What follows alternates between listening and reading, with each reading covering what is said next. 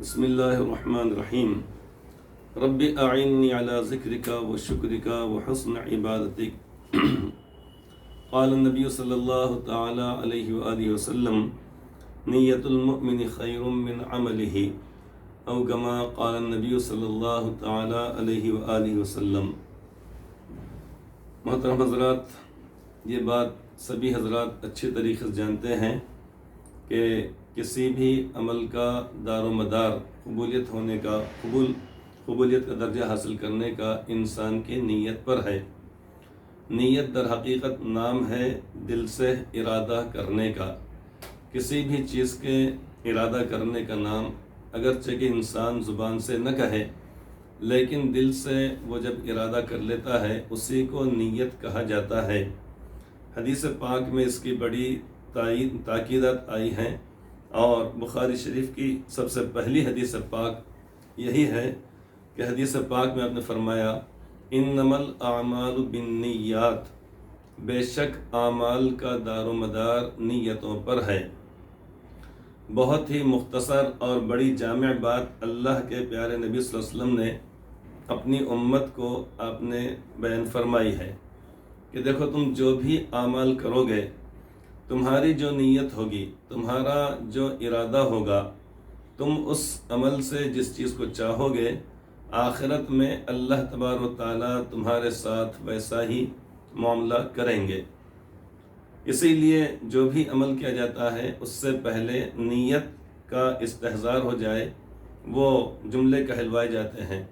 مثلا نماز ہم پڑھ رہے ہیں،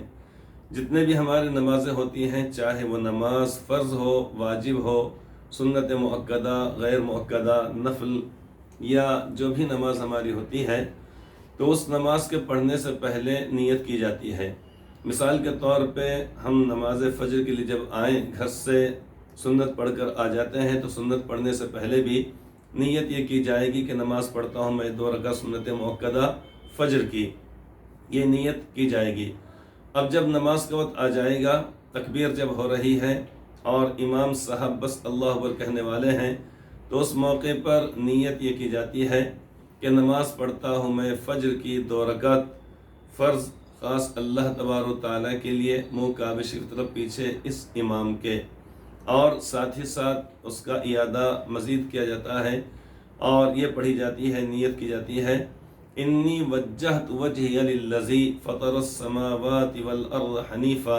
وما انا من المشرکین، کہ بے شک میں نے اپنے چہرے کو اس ذات کی جانب کر لیا ہے کہ جو آسمانوں اور زمینوں کا پیدا کرنے والا ہے۔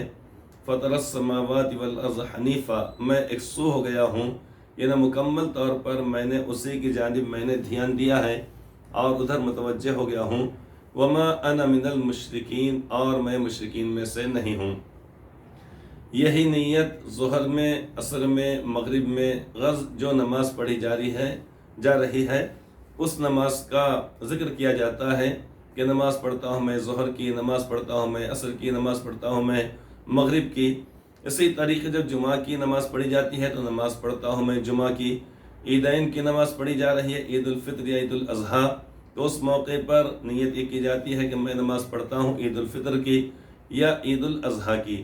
جو بھی نیت یعنی ہم کرتے ہیں اسی نماز کی ہم نیت کرتے ہیں۔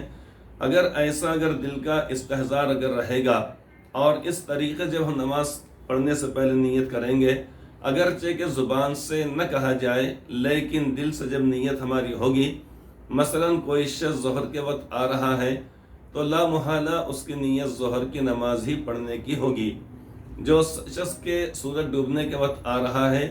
یقیناً اس کی نیت مغرب کی نماز پڑھنے کی ہوگی۔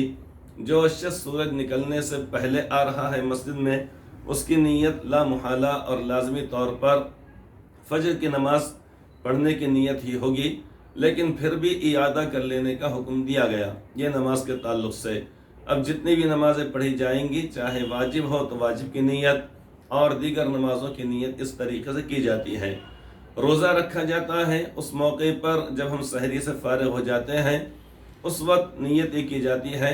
نویت ان اصوم غدا للہ تعالی من صوم رمضان، کہ نیت کرتا ہوں میں کہ آنے والے کل کے دن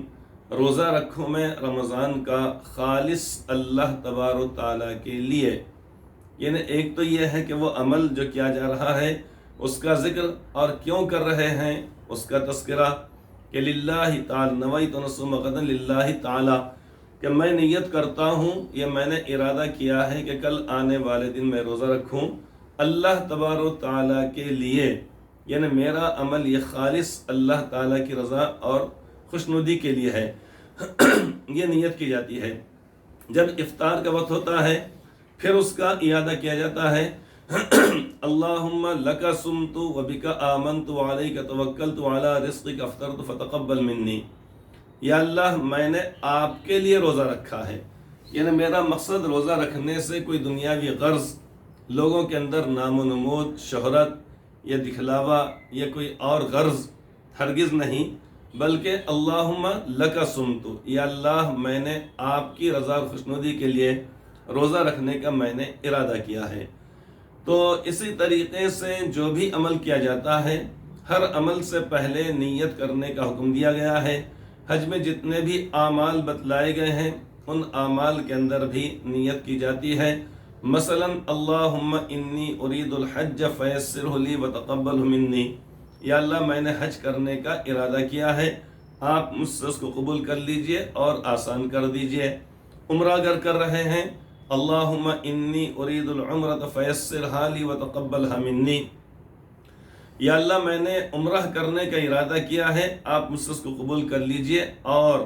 یا اللہ میرے لیے آسان کر دیجئے۔ یہی حال ہے بیت اللہ شریف کا جب طواف کیا جاتا ہے، یہ اسی طریقے صفا اور مروہ کے درمیان سعی کی جاتی ہے۔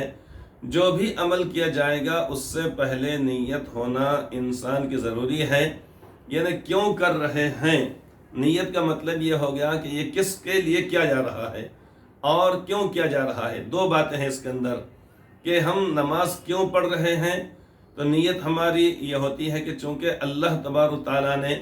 ہر ایمان والے پر نمازوں کو فرض فرمایا ہے، اس لیے ہم نیت کر رہے ہیں، یعنی اس لیے ہم یہ ارادہ کر رہے ہیں، نماز کو ادا کر رہے ہیں۔ اور کس کی رضا کے لیے؟ کیا دوستوں کی، ماں باپ کی، اپنے پیر و مرشد کی، یا اسی طریقے سے دنیا ہم کو لان تان نہ کرے اس نیت سے ہے، یا کس مقصد سے ہے؟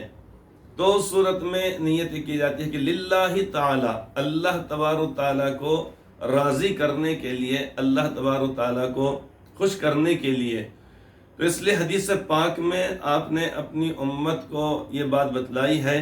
کہ دیکھو تمہارے سارے اعمال کا دار و مدار نیتوں پر ہے۔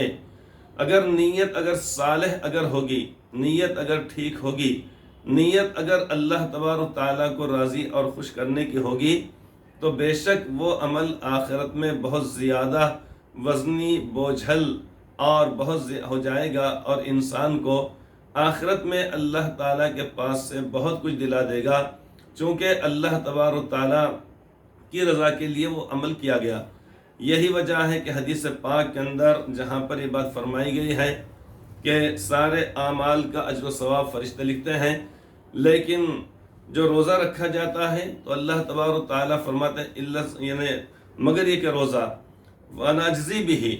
کہ سب یعنی اعمال کی جزا فرشتے لکھتے ہیں، لیکن روزے کا بدلہ میں خود ہی دیتا ہوں، کیونکہ اس شخص نے روزہ میرے لیے رکھا ہے۔ تو اس لیے اللہ تبارک تعالیٰ کے نزدیک وہ عمل بہت زیادہ پسندیدہ ہوتا ہے۔ تو آج کی اس مجلس میں یا آج کے اس بیان میں آپ سبھی حضرات کو اس جانب متوجہ کرنا مقصود ہے کہ ہم جو قربانی کرتے ہیں اس قربانی کے اندر ہماری نیت کیا ہونی چاہیے۔ سب سے پہلی بات تو یہ کہ قرآن کریم میں اللہ رب العزت نے اس بات کو بیان فرما دیا کہ قل ان صلاتی و نسکی و محیای و مماتی للہ رب العالمین لا شریک لہ و بذالک امرت وانا اول مسلمین۔ آپ فرما دیجئے کہ بے شک میری نماز اور میری قربانی، ان صلاتی و نسکی و محیای و مماتی، اور میرا جینا اور میرا مرنا للہ رب العالمین، اس اللہ تبارک تعالیٰ کے لیے ہے جو تمام جہانوں کا پالنے والا ہے۔ لا شریک لہ، اس کا کوئی شریک نہیں، وَبِذَلِكَ أُمِرْتُ اور اسی کا مجھ کو حکم دیا گیا، وَأَنَا أَوَّلُ الْمُسْلِمِينَ اور میں سب سے پہلے فرما برداروں میں سے ہوں۔ یہاں پر اللہ تبارک و تعالیٰ نے بہت کھلے الفاظ میں یہ جو 8ویں پارے کی آیت کریمہ ہے، سورہ اعراف سے پہلے کی آیت کریمہ ہے، جس میں اللہ تبارک و تعالیٰ نے یہ فرما دیا کہ آپ یہ فرما دیجئے، یعنی ہر ایمان والے تک یہ بات پہنچ جانی چاہیے کہ ہمارا جو عمل ہے وہ للہ رب العالمین، اس اللہ تبارک و تعالیٰ کے لیے ہے جو تمام جہانوں کا پالنے والا ہے، تمام جہانوں کا پالنے والا ہے۔ تو بات یہ بتلائی جا رہی تھی کہ ہم قربانی کرتے ہیں، قربانی کے لیے جانور قیمتی سے قیمتی لایا جا رہا ہے، اچھے سے اچھا لایا جا رہا ہے، بے عیب جانور لایا جا رہا ہے، تندرست جانور لایا جا رہا ہے،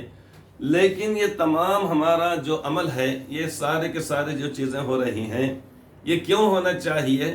تو نیت ہماری درست ہو جانا چاہیے کہ ہم جو قربانی کر رہے ہیں وہ خالص اللہ تبارک و تعالیٰ کو راضی اور خوش کرنے کے لیے کر رہے ہیں۔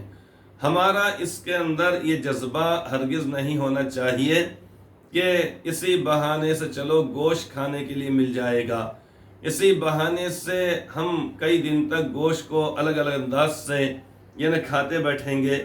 یہ نہیں، بلکہ خالص اللہ تبارک و تعالیٰ کے لیے۔ اب اس کے بعد انشاءاللہ تعالیٰ دوسرے بیان کے اندر اسی کو آگے بڑھا کر اور بات بتلائی جائے گی۔ اللہ تعالیٰ ہم سب کو اپنی نیتوں کو ٹھیک کرنے کی توفیق عطا فرمائے، آمین ثم آمین۔